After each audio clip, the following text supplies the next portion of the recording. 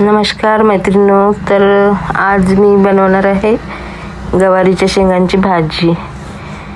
तर हे अशा प्रकारे मार्केटमधून मी गवारीच्या शेंगा आणल्या होत्या, एकदम अशा कोवळ्या,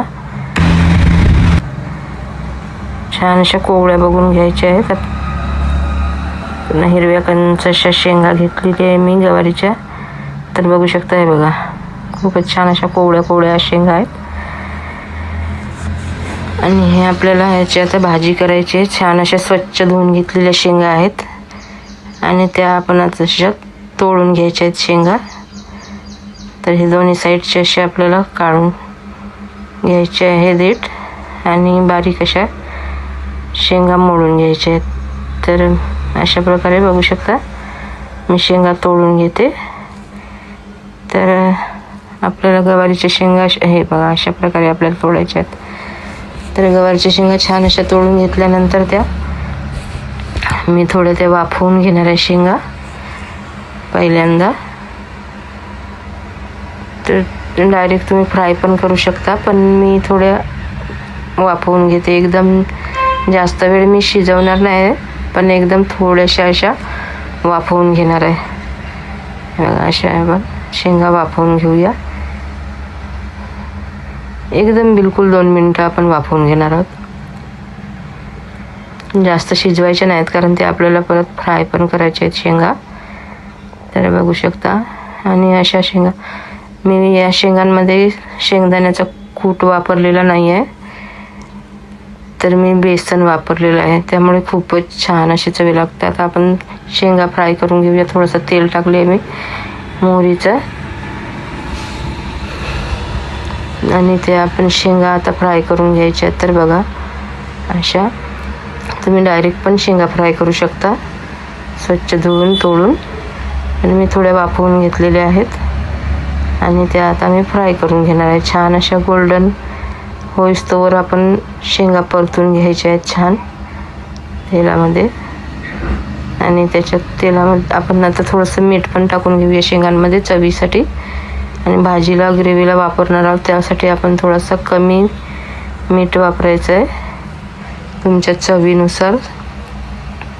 तर बघू शकता अशा छान अशा शेंगा परतून घेतली आहे. गोल्डन होईल तोपर्यंत आपण परतायच्या आहेत शेंगा. छान अशा परतल्या गेल्या पाहिजे. तर बघू शकता. आणि चवीला खूपच सुंदर अशा शेंगाची भाजी बनते. तर तुम्ही एकदा नक्की अशा प्रकारच्या शेंगांची भाजी ट्राय करा. मी आता वाटण करून घेणार आहे. वाटणासाठी मी 4-5 लसूणच्या पाकळ्या घेतल्या आहे आणि अर्धा इंच आल्याचा तुकडा घेतली आहे.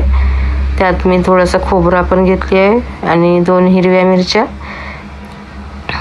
मिरच्या आणि कोथिंबीर घातली आहे.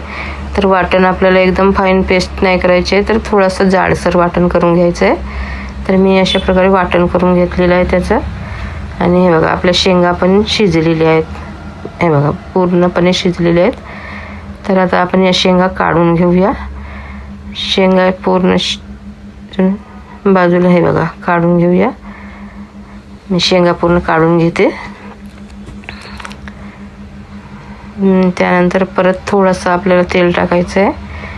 तर आता आपण फोडणीसाठी मोहरीचं तेल वापरले आहे. तर बघा त्यानंतर आपल्याला मोहरी टाकून घ्यायची आहे. मोहरी छान अशी तडतडल्यावर आपल्याला मोहरी टाकत आहे. छान अशी जास्त मोहरी टाकली की छान अशी टेस्ट येते त्यामुळे. आणि त्यानंतर आपण जिरा पण टाकणार आहोत. हे बघा जिरा टाकली आहे मोहरीच्या नंतर. आणि दोन्ही तडतडल्यानंतर थोडासा मी हिंग टाकून घेत आहे. तर हिंग पण टाकून घेतला आहे. त्यानंतर आपण हे वाटण टाकून घेणार आहोत. तर हे बघा अशा प्रकारचं आपलं हे वाटण तयार झालेलं आहे. तर मी जाडसरच असं वाटण ठेवलेली आहे. अशा प्रकारे वाटण आपल्याला दुसरा मसाला काही नको, फक्त आपल्याला वाटण आलं. बघा अशा प्रकारे आपण वाटण परतून घेऊया. छान असे गोल्डन होईतोवर आपल्याला वाटण परतायचं आहे. छान असं शिजली पाहिजे. तर बघा असं छान परतलेलं आहे वाटण आपला. आणि त्यात आता आपण टाकून घेऊया टोमॅटो. मी 2 मध्यम आकाराचे टोमॅटो घेतले होते. तर असे टोमॅटो आपण छान असे शिजवून घेऊया. आणि टोमॅटोला सोबत आपण आता टोमॅटो लवकर शिजले पाहिजे म्हणून आपण मीठ टाकून घेऊया. तर आपण शेंगांमध्ये पण मीठ वापरलेलं होतं, त्यामुळे चवीनुसार मीठ आपल्याला घ्यायचं आहे. तर आता आपण पुन्हा एकदा परतून घेऊया. छान असे टोमॅटो शिजेपर्यंत आपल्याला परतायचं आहे. त्यानंतर आपण थोडंसं मी धने पावडर टाकत आहे, धने जिरे पावडर. तर हे बघा, बघू शकता तुम्ही. हळदी पावडर पण टाकून घेतलेला आहे. असे छान असे मसाले एकजीव होईल तोपर्यंत आपल्याला छान परतायचं आहे. त्यानंतर आपण लाल तिखट घेतलं आहे. तर मी वाटणामध्ये 2 मिरच्या पण घेतल्या होत्या, त्यामुळे आपण तिखट थोडं आपल्या आवडीनुसार घ्यायचं आहे, तुम्हाला किती तिखट पाहिजे त्यानुसार. त्यानंतर मी थोडासा असा गरम मसाला घेतली आहे आणि छान असं परतून घेऊया. मसाले पूर्ण परतले गेले पाहिजे. त्यानंतर मी 2 चम्मच बेसन पीठ वापरत आहे. तर हे बेसन पण छान असे परतले पाहिजे.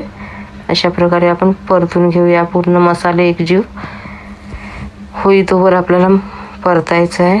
अशा प्रकारे आपला मसाला पूर्ण एकजीव झालेला आहे. त्यानंतर आपण शेंगा टाकून घेऊया, फ्राय केलेल्या शेंगा गवारीच्या. तर हे बघा, आपण असे छान असे शेंगा पूर्ण एकजीव होईपर्यंत मसाले त्या शेंगांना लागले पाहिजे. अशा प्रकारे आपण छान असे परतून घेऊया. तर पूर्ण असे शेंगांना मसाले लागलेले आहेत आपल्याला. हे बघा, आता आपण थोडंसं पाणी टाकून घेऊया. तुम्हाला पाणी जर शेंगा पातळ थोड्याशा पाहिजे असतील तर तुम्ही त्यानुसार पाणी टाकू शकता, आपापल्या आवडीनुसार. छान असं बेसन वापरल्यामुळे घट्टसर होते. आपल्याला भाजी घट्ट पाहिजे आहे. तर हे बघा, अशा प्रकारे आपले शेंगा. आता आपण थोडंसं झाकण ठेवून वाफवून घेऊया शेंगा.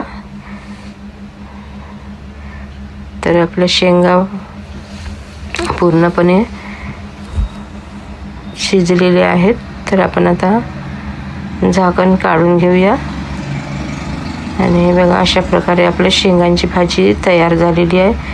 तर खूप सुंदर असा कलर पण आलेला आहे आणि चवीसाठी पण खूप सुंदर शेंगांची भाजी लागते. एकदा नक्की बेसन टाकून गवारीच्या शेंगा बनवून बघा, ट्राय करून बघा, नक्की तुम्हाला आवडतील, कारण खरंच खूप छान लागते भाजी. तर एकदा अशाच प्रकारची रेसिपी नक्की ट्राय करा आणि रेसिपी कशी वाटली ते नक्की कमेंट करून सांगा. आणि व्हिडिओ आवडल्यास, रेसिपी आवडल्यास लाईक आणि सबस्क्राईब नक्की करा. तुम्ही बघू शकता किती सुंदर अशा शेंगांची भाजी, चवीला पण भन्नाट अशी भाजी तयार झालेली आहे. तशा प्रकारे तुम्ही एकदा नक्की ट्राय करून बघा.